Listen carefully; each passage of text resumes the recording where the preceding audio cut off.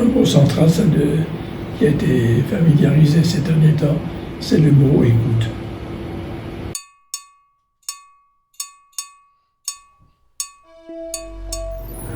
Chers amis de Info Sénégal, bonsoir à tous, bonsoir à chacun. Je reçois ce soir pour vous le père Maurice Pivot.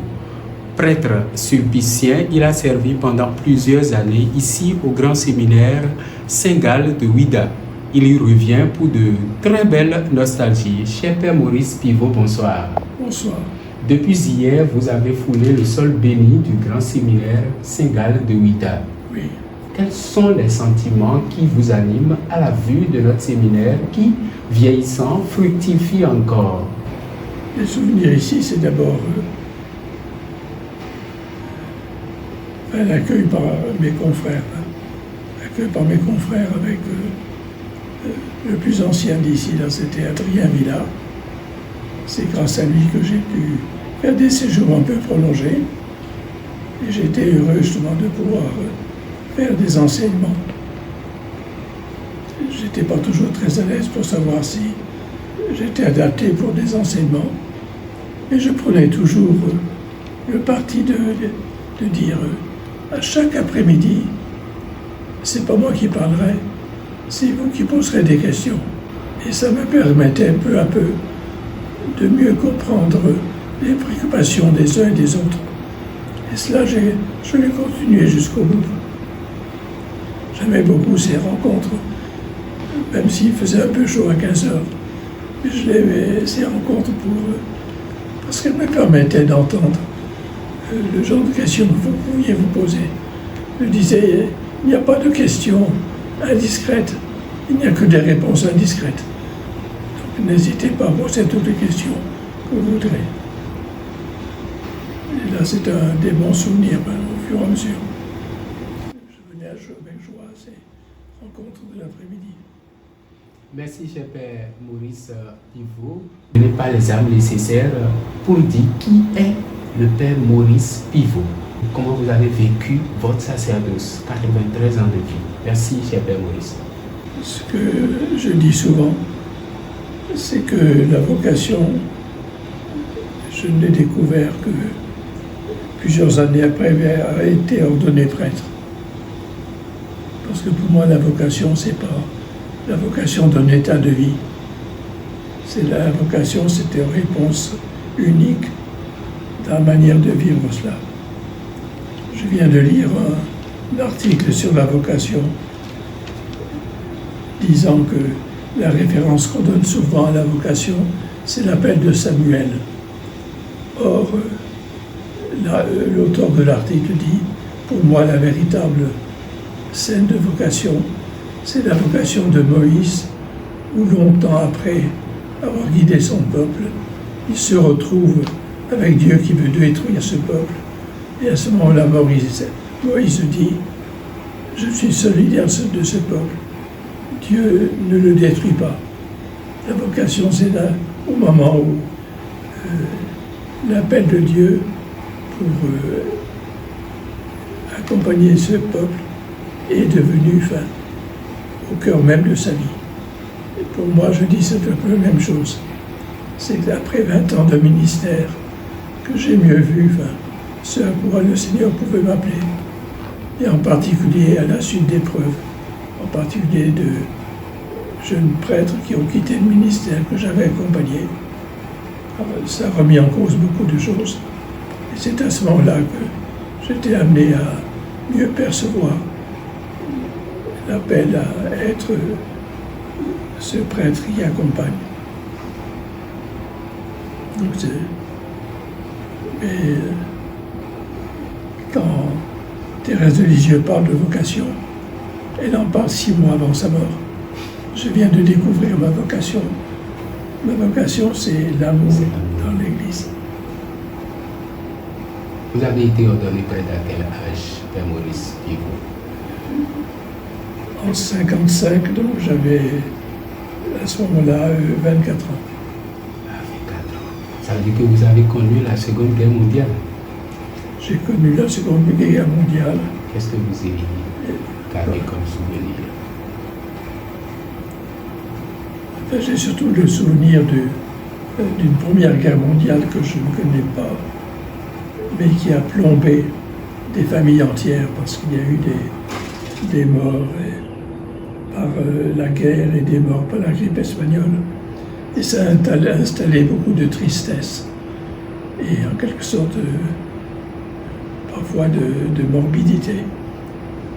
Et je vois comment le scoutisme a joué un rôle pour dire nous ne sommes pas faits pour la mort, nous sommes faits pour la vie.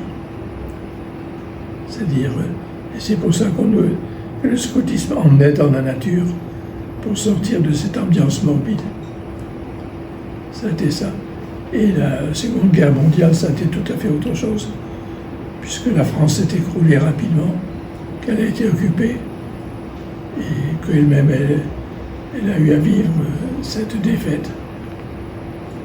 Et ensuite, toute une période dans laquelle il s'agissait de survivre, au point de vue alimentaire, au point de vue des produits de première nécessité. Mais en même temps, la libération, c'était un peu une explosion qui n'a pas été très saine. Il s'agissait de prendre une revanche. Et en même temps, une revanche sur la vie par cette période de ce qu'on appelait les 30 glorieuses, c'est-à-dire une période de consommation à tout va, et qui se prolonge encore maintenant, qui a donné peu à peu de mauvaises habitudes. Cher Père Maurice Pivot, qu'est-ce qui vous a fait choisir la compagnie des prêtres sulpiciens, la compagnie de Saint-Sulpice? Quelle était votre motivation? Parce que jeune, vous étiez, oui. 4 ans, vous êtes devenu prêtre, mais pourquoi directement vous avez voulu choisir la compagnie de Saint-Sulpice? Avant, je me voyais un petit peu comme aumônier de lycée, comme j'avais connu des prêtres aumôniers de lycée. Et quand j'étais au séminaire, peu à peu, c'était à la lumière de ce que je voyais vivre par mes confrères. C'était pas encore mes confrères, c'était les prêtres et les formateurs du séminaire. Je me suis dit, pourquoi pas moi? Et c'est comme ça que j'ai avancé. Les études pour moi étaient importantes. J'avais besoin des études pour affermir la foi. J'étais dans un contexte dans lequel il y avait beaucoup d'agnosticisme. Et ça me renvoyait donc à une réflexion. Et c'est ça qui était le point de départ pour moi d'une réflexion sur la foi et d'études. J'ai fait très peu d'études. Tout ce que j'ai découvert, c'était comme professeur. C'est un enseignant que j'ai découvert. Je n'ai pas de titre universitaire, ça, je ne supportais pas. Quelles sont les matières que vous avez enseignées ici au Grand Séminaire Saint-Galloïde? D'abord la théologie dogmatique pour remplacer le Père Villard. Mais là, c'était ce que j'enseignais à Paris. À ce moment-là, c'était... Oui, à Paris. Que le nom que j'avais enseigné avant. Donc de christologie ou d'anthropologie théologique. Mais vers la fin de ma vie, j'ai surtout été centré sur la théologie fondamentale comme un cours de synthèse en fin de parcours. Et j'ai beaucoup aimé cela. Et ça, sur ces cours s'est greffé une théologie du dialogue interreligieux et une missiologie. Ce qui fait que lorsque j'ai arrêté l'enseignement, je me suis retrouvé aux OPM, au pontificat missionnaire et au service de la mission universelle de l'Église pour diriger une revue de missiologie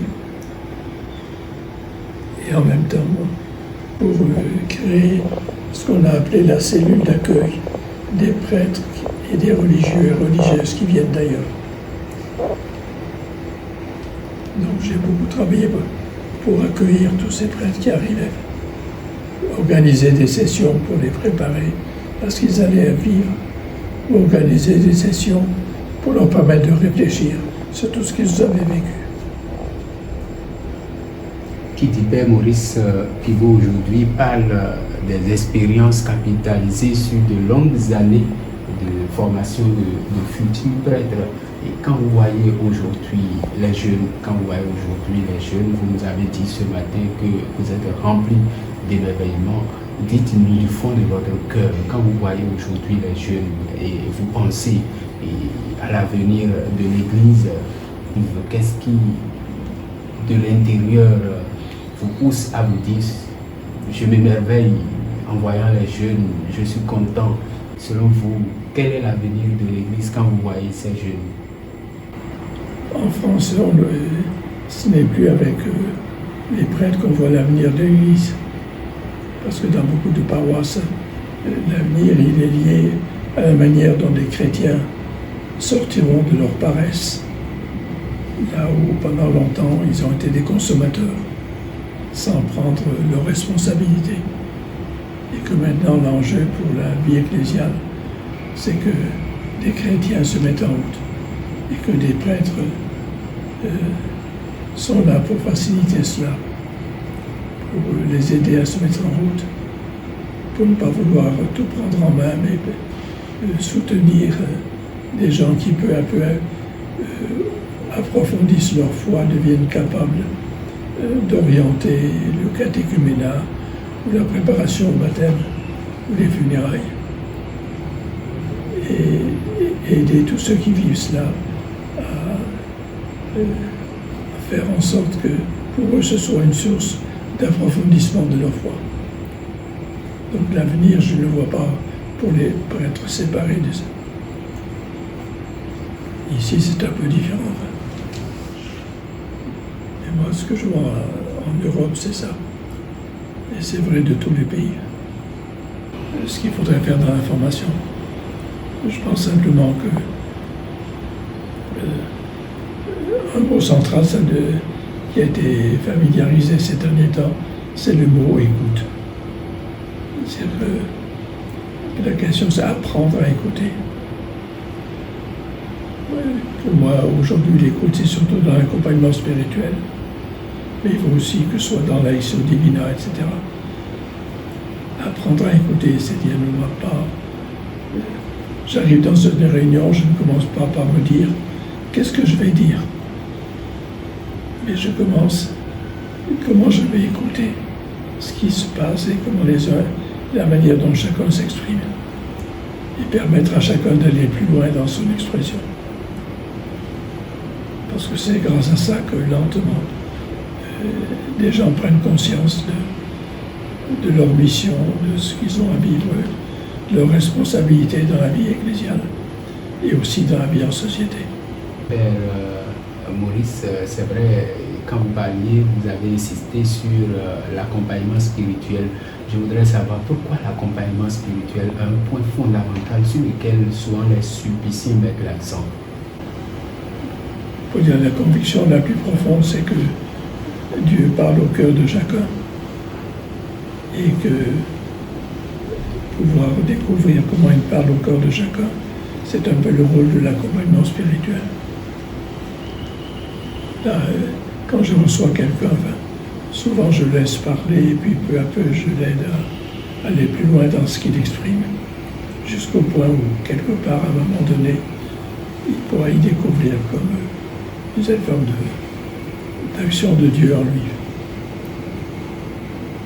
C'est permettre à chacun cette vie intérieure profonde. Aujourd'hui, surtout en Europe, beaucoup vivent à la superficie d'eux-mêmes. Ils n'ont pas le temps et c'est toujours en train de courir. L'important, c'est justement de créer ces moments dans lesquels on s'arrête, on prend du temps. Et beaucoup sont contents quand effectivement on les aide à vivre ça. Et des vies paroissiales peuvent aider à ça. Alors, Père Maurice, quel était votre loisir préféré? La théologie. La théologie, c'est le sport. Et dans notre séminaire, c'était surtout le basket.